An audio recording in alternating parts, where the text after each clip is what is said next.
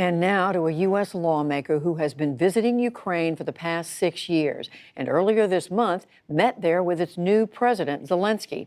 I spoke earlier today with Senator Chris Murphy of Connecticut, a Democrat who is on the Senate Foreign Relations Committee.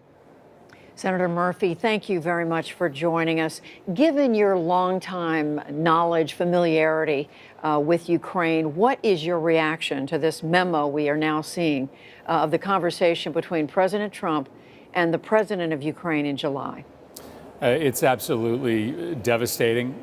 Within moments of Zelensky asking the president for more help, for increased weaponry to fight Russia, the president asks Zelensky to investigate one of the president's political opponents, Joe Biden, and make some vague suggestion that Vice President Biden was bragging about getting a prosecutor or stopping a prosecution in Ukraine, which is fundamentally not true.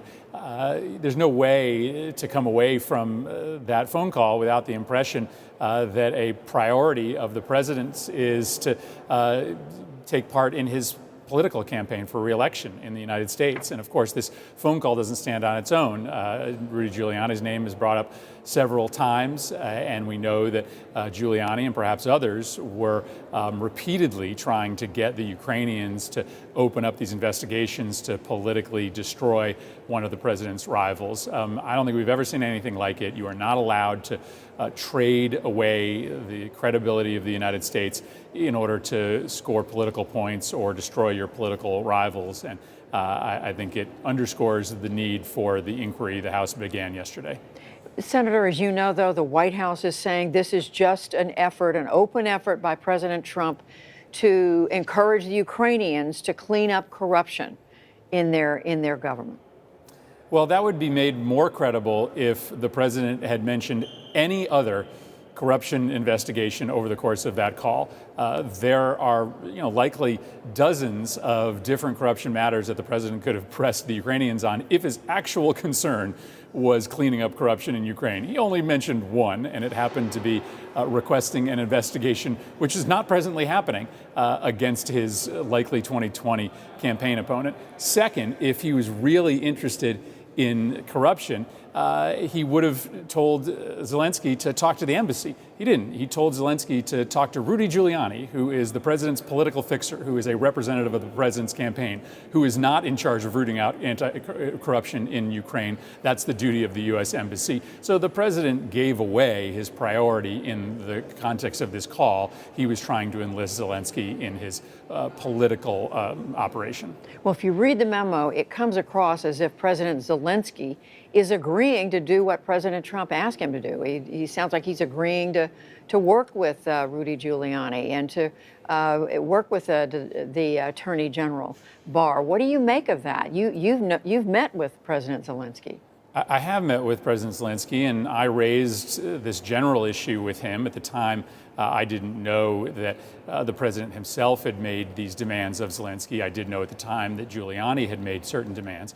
The president, in my meeting with him, President Zelensky, said he had no interest in getting involved in a U.S. election.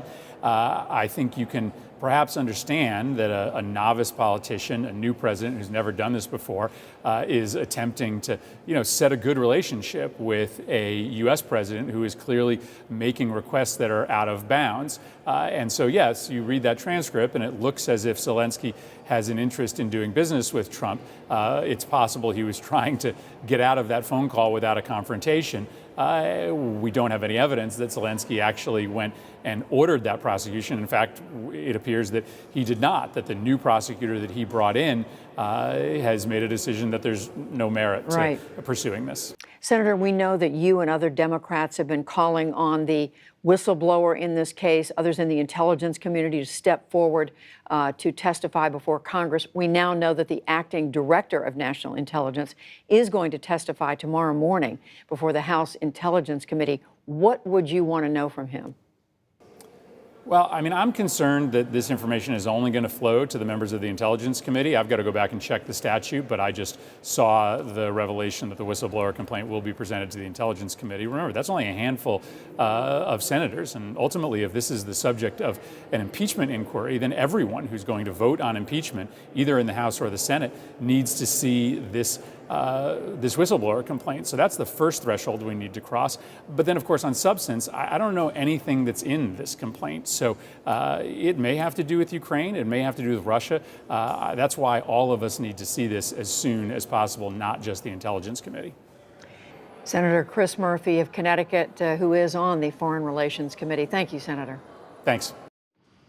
After that conversation, in a press conference, President Trump accused Senator Murphy of threatening Ukraine's leader with revoking Democratic support in Congress. It was one of several unsubstantiated claims made by Mr. Trump today.